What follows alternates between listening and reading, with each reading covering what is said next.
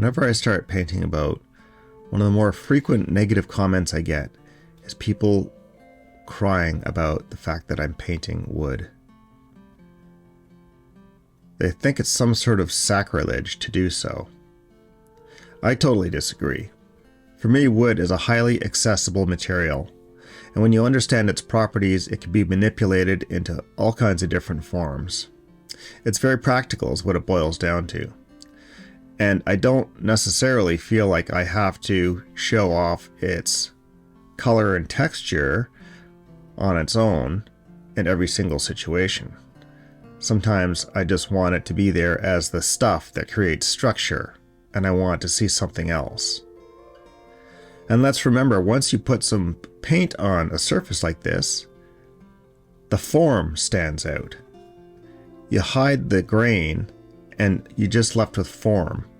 The form is something I've put a lot of effort into creating. There's a beauty in the form that if you just see wood grain, that's often hidden, or at least obscured.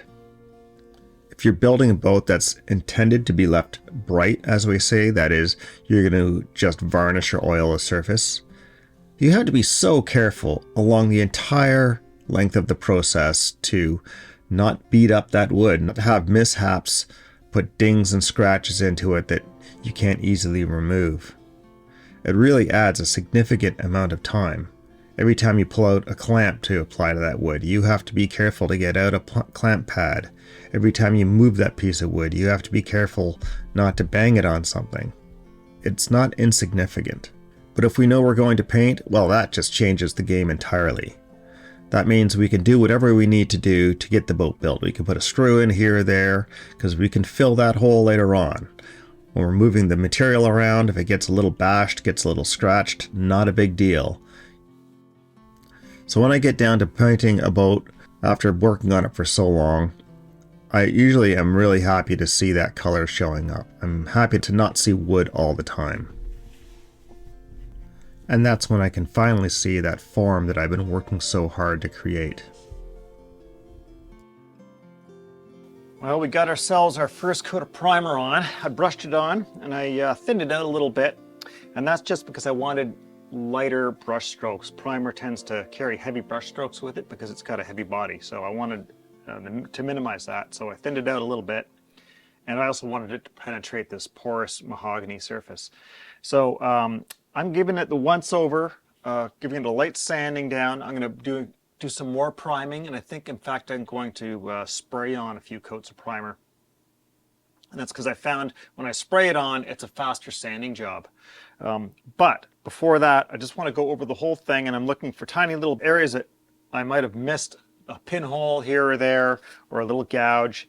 I've used some Bondo on those spots. Now that I have paint on it, I can use polyester-based products. You can't do that with bare wood because they just don't hang on to wood very well. So just give everything the once over. Check those little spots of Bondo, carefully sand those out.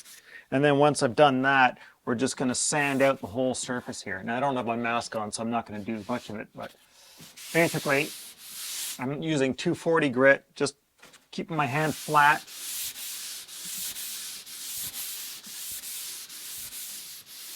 Working sort of 2 foot long areas. And I work from the bottom up, and that's because all the sanding dust falls, and that way every surface I'm hitting is clean to start with. It isn't covered from sanding dust that fell down from above.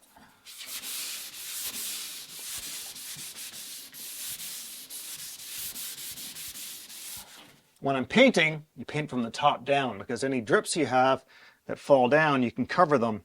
You don't want to start from the bottom up, because if you drip, you might hit a freshly painted surface, and then you don't catch that until later on. So sand from the bottom up, paint from the top down. And when we go to clean up all this sanding dust, vacuum from the top down, just because as I'm vacuuming, I'm knocking dust down, and we want to catch all of that.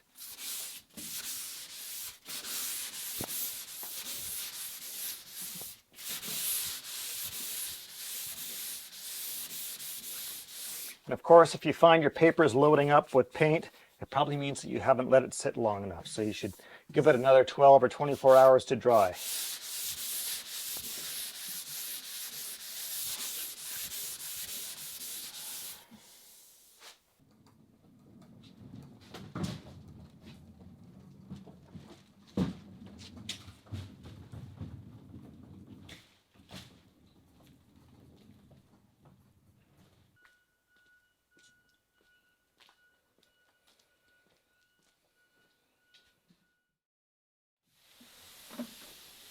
Ooh, this came out nice. Okay, that's my spray coat of primer.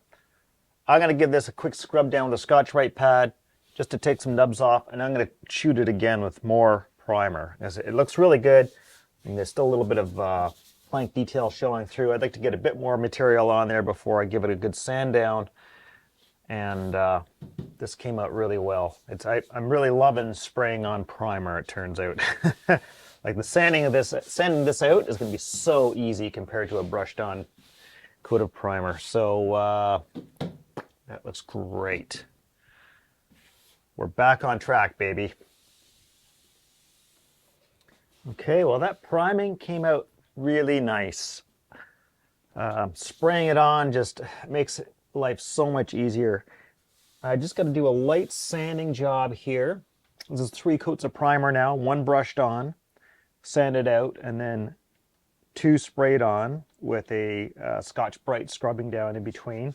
All this needs is a Scotch-Briting. There's like one spot here where I was a little bit heavy with my primer and I can see a slight sag, but because it was so thin, because it was a sprayed on coat, there's almost nothing you can feel there. So I'll hit that very lightly with some sandpaper to flatten it out. We're going to start on finish coats now. We're going back to the waterborne paints. And I think I'm just going to go spray all the way through. The weather is middling, but I can roll the boat out, spray a coat on, bring it back inside to cure, and then do it again a couple hours later. So hopefully I can get more than 1 coat on in a day. I mean, in theory, I should be able to get a coat on every hour if the temperature is right. But obviously I have to keep screwing around with opening the doors and letting cold, damp air in here, which is not helping waterborne paints dry quickly. But anyhow, I think it's going to come along pretty good. The trim is a little more troublesome to deal with, and I got I got throat risers and the lashing rails that need 2 more coats of varnish on them. The thwart needs a couple more coats, and then I've got paint to do on the thwarts as well, and that's sort of slowing things down. And aside from that, a little tiny bit of metal work, putting a stem band on. I might put a little stem band on the heel here, probably, because this is obviously a spot that can get a lot of abuse. And then just final assembly, and that's it. So I'm happy to be very close to the end of this project. It's taken a good bit longer than I expected. But, you know, it takes what it takes to get the results that you get. So what can I say? Hopefully the hours I put in are evident in the finished product. That's all you can hope for. Okay, so I'm going to get going with my prep work. Gentle application of scrub pads and or sandpaper. Clean up. Put on some more stuff. So I'll be back in a bit. One of the ways you can support this channel is by purchasing products through one of my affiliate links. You can get 5% off your purchases at Total Boat by following my link in the corner or down in the description. Choose the products you're interested in, and 5% will automatically be discounted at checkout. If you've been watching me for any length of time, you know I give honest and realistic opinions on any of the products that I use. I don't sugarcoat them, but despite any of my criticisms, I've found the Total Boat products to work out really, really well for me. I highly recommend them.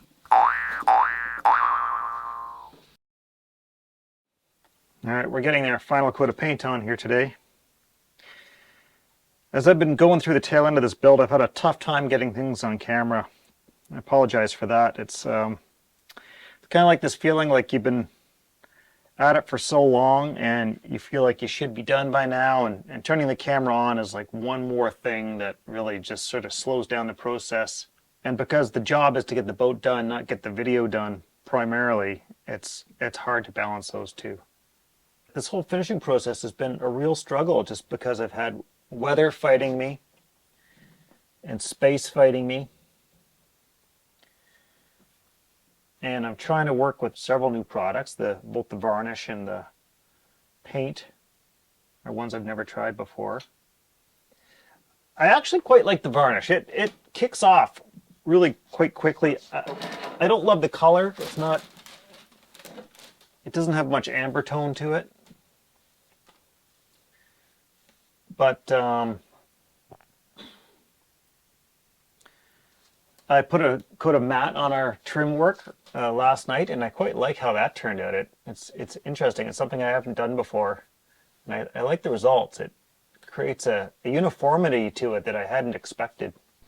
I was really surprised to find that my bright work had actually dried up overnight. I fully expected to come back and find this stuff all still tacky, but it didn't. So total boat gleam, I'm pretty impressed with that. Trying to varnish long skinny things, hanging them is probably the best way to go, and either using strings through like some fastening holes, which are handy because you can actually rotate the thing as you're varnishing, but these hooks work well too. So just pieces of welding rod that I had kicking around, and I did a spray finish on these guys, which is so much faster than trying to apply finish with a brush on these odd surfaces, but they're done. I've given up on trying to spray this this Total Boat Elixir.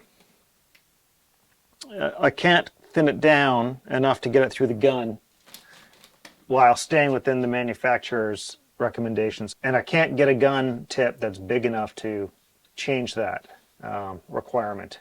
The guns I have are just they're low budget. And they work okay when they work for you. But when they don't, as in the case of trying to use this particular paint with them, then it's nothing but a frustration. A couple videos ago when I was setting up for spraying, you might have seen me mixing some water in with some paint to try and get a 20% dilution. Okay, so 300 grams of paint, I can go up to 60 grams of water. So let's see. Well, John Ritchie spoke up and said that my math was wrong and I cannot argue with him there because I suck at math. He pointed out that my 20 grams of water to 100 grams of paint makes for a 20 to 120 mix, and that results in a 16.6% dilution instead of a 20% dilution. So if I'd gotten my math right, my dilution probably would have been a little bit thinner and probably would have gone through the gun better. I did try thinning it out a little bit more just by eye, probably brought it to about 25%, and that worked way better. That was probably actually the 20% I was looking for in the first place. And one of the things I've noticed is while I'm trying to spray out there in the tent, I am working absolutely blind. I might as well have my eyes closed, dead serious, because I cannot see anything. I can't see the paint coming out of the gun. I can't see the paint hitting the surface. All I can do is sort of go over to a piece of cardboard every now and then and spray just to convince myself something is coming out of the gun. Note the spray pattern and then try and imagine it as I'm spraying it on the boat. I mean, I literally, that's exactly what I'm doing. And even working with this stuff on the brush, it's a bit hard to see what you're doing because this doesn't lay down the same way an oil paint does. And the opacity is totally different and the flow out is totally different. I think about the only thing I can say for it is I feel confident that I can kind of work it a little bit more than I might with an oil paint, and that's because it doesn't exactly flow out the way an oil paint does. It sort of shrinks back on you. So whatever I'm seeing right now is not what I'm going to see in an hour's time. One thing I do have to say is that for all the difficulties I've had trying to learn how to use it, the results, once it's dry, they don't look like an oil paint, but they flatten out pretty good. I mean, I've got a very reasonable finish here without heavy brush strokes. There's some very fine brush strokes showing, but I don't mind that. I almost prefer that because the sprayed finish I had was just a bit plasticky, if you know what I mean.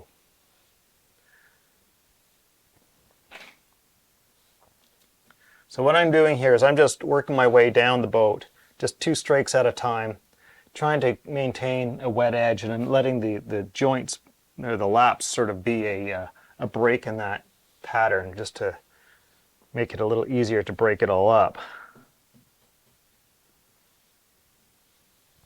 This stuff has a heavier body going on, but I think it's a thinner body once it's dried. and the opacity is not great. Even on the white, you still see a lot of stuff kind of telegraphing through that I would not like, that I would like to see gone. So I'm not sure what's going on with it there. I suppose the fact that it's, non-toxic, at least lower toxicity, is good, and that was the main reason I wanted to use it, was to experiment with getting away from the paints that are heavy on the volatile solvents. Although these still have solvents, it is a plastic after all, and plastics don't go liquid without solvents in them.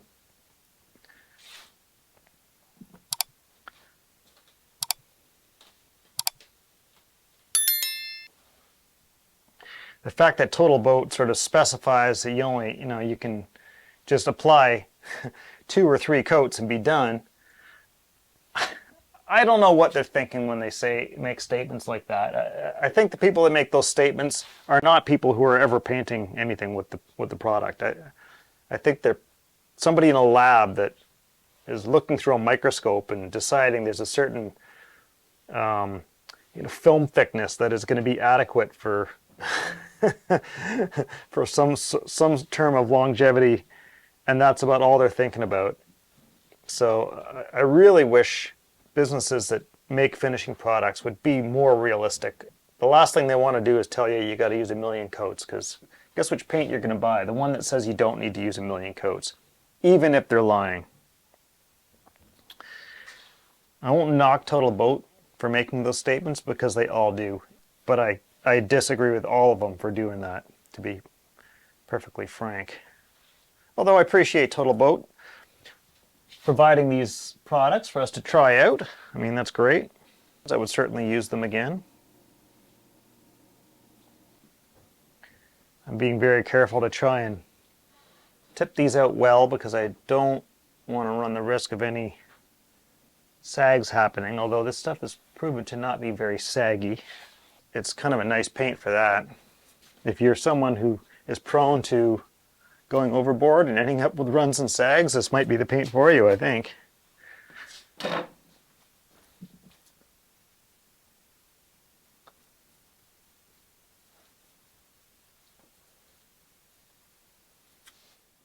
And here's our console tray. Varnish is done. And now I'm just starting to paint out the bottom of it, because the plywood panel just didn't look good. I should have done something and smarter about that. Maybe give it a quick coat of fiberglass or something, but I didn't. I'm going to kick myself for it now, I'm sure. Anyhow, so finished up the varnish, and now I'm just going to paint out the interiors. This is just primer. We'll do another coat of primer after that, and then hit it with the top coats.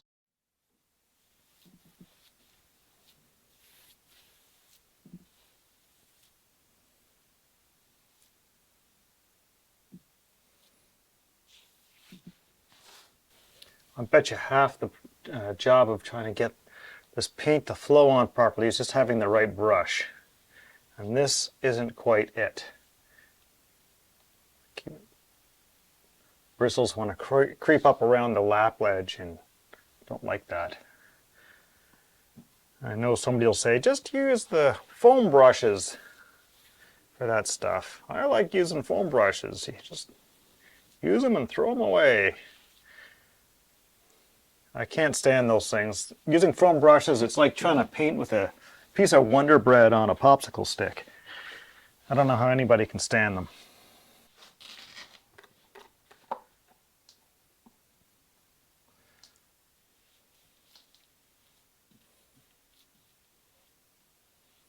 Every now and then I look back and I see sort of a dry spot between 2 of my sections that I've painted, and I can't tell if that's just the way the paint is drying, or if I missed a spot, and it's driving me a little crazy. I tried hitting a spot, like re-hitting one of them a minute ago, and that didn't look good. I'm not sure if that's going to show up as sort of a bad splotch after it's dry. I might be in for another coat, is what I'm thinking. That's where spraying is sure nice.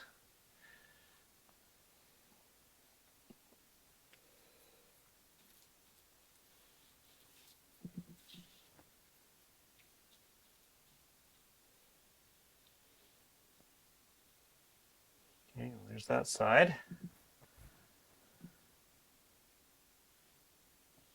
Now on to the other.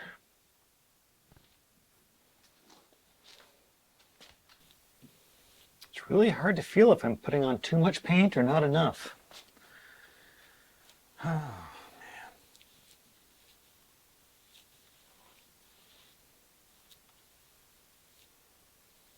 Well, I'm quite happy to be getting near the end of this project. I'm always very unrealistic about how long it's going to take me to do something, or even if I manage to nail the hours down, I might not nail what we call the span time down, which is, the time it takes from start to finish. Because I never get in your regular 8-hour workday exactly. I mean, despite the fact that I get started with my work day at like anywhere between 5:30 and 7 in the morning, and keep going until 4:30 or 5 o'clock at night. There's so many things that happen that are not remotely related to actually putting hands on the boat. And I'm convinced it takes me longer now to build a boat than when I first was getting started. And I am at a total loss as to why that might be. I'm not sure if I'm taking more time to do things that I'd used to just sort of skim over, or if I'm just fussing around doing things that I shouldn't be doing in the first place, or I've managed to fall back on slower methodology without realizing it.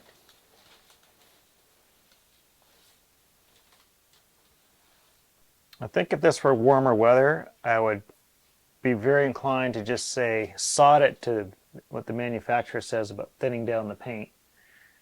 Take it down to a really good spraying consistency, and just get those coats on as fast as I can. Let them tack up and keep on going. Just try and get as many coats on as possible within a short window while the paint is still responsive to a chemical bond, while still feeling dry to the touch. Because they say all you need is an hour. As soon as it's dry to the touch, you can recoat with this stuff. You don't really have to wait.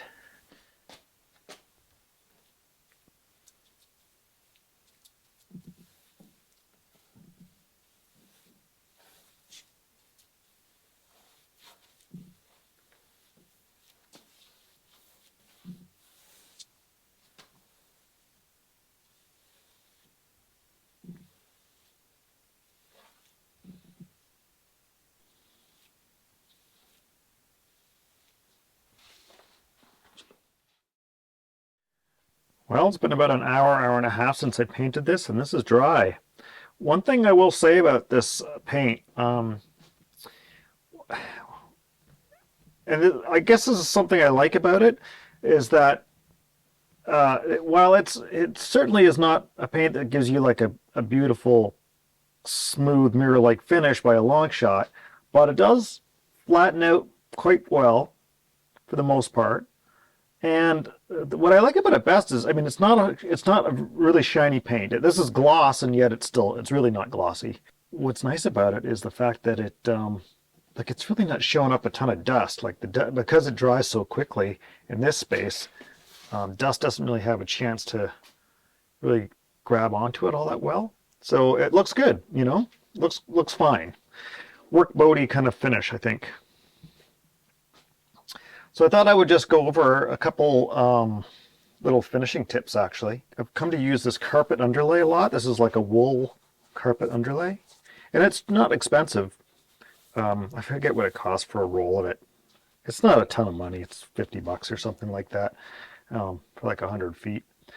And, it's cushy. It's really great for sanding pads. So that's why I've got them around the shop all over the place, just to lay down a pad to sand on top of, where your work won't get damaged, or just to cover up work in process so it doesn't get damaged. I basically had a job laying a floor, or laying floors in the cabin and here at the house too, and that's when I discovered this stuff. So I usually just peel this plastic layer off of there, so it's just the fabric. It's nice stuff. And so let's see what else we got. Here's a secret weapon: brown paper bag. So when you've got a finished surface, say it's finished varnish, this is maybe not the best example because this is Cetal, but sometimes you get your last coat of varnish on and it looks great, but you run your hand over it and you feel these tiny little nubs of dust. Give it a rub down. Give it a rub down with the paper and it will take them off. It's just so ever so mildly abrasive. It will take them off without totally trashing that surface, believe it or not. So another thing to keep on hand are triangular pieces of scrap. Anytime you're knocking some corners off of something, hang on to these guys. So I got quite a few of them, some different sizes. They're just, you know, incidentally, whatever size they happen to be. I'll use some packing tape on them after I've screwed them up a little bit. Once you get some paint on there, you don't want paint transferring to your new part. So I'll just add a piece of packing tape and toss them away after a while. I like them much better than these triangular things. I find these things to be a real pain in the butt. They're all scooting around the table, falling on the floor. So I almost never use these things. But the triangular little battens here, the more the better. I think I'm going to call that done. This is 3 coats of the white top coat over top of 3 coats of primer. It looks reasonable. I don't see any good reason to keep adding more. So I'm going to just leave this alone. I'll let this set up for a while longer, I think, before I go and peel off the tape. And then the bottom itself, we'll give that a coat of linseed oil. And that's all it's going to get. And I got to figure out stem bands and stuff. Before I flip it over, I want to take care of those little items. Now, buying some products from Total Boat is a great way to support this channel, but the very best way is to join me over on Patreon. Now, I believe in trying to keep my work as widely available as possible for free, so virtually everything I produce is available on YouTube, so I don't have a lot of exclusive content on Patreon. But with every video I produce, I write up an article that expands on the subject at hand in some educational way, and I do throw out some freebies here and there. Now, while I don't have a lot of exclusive content, what you do get is you get direct access to me if you want to get some advice on your own projects. Now, over on Patreon, I've got a number of tiers, but I don't discriminate between those tiers. Everybody gets the same access to all the material. And that's because I don't want financial limitations to prevent somebody from accessing any of the stuff that I have to offer. So if you'd like to check out what I have to offer, you can join me over on Patreon for free for the first week, just like John Breeby just did. So please consider joining me over on Patreon. You can find links in the corner or down in the description. So that's it for this week. But when we come back, we've got a whole bunch of little finishing details to do. So I hope you join me for that on building the Catalina Wherry. See you next time, folks.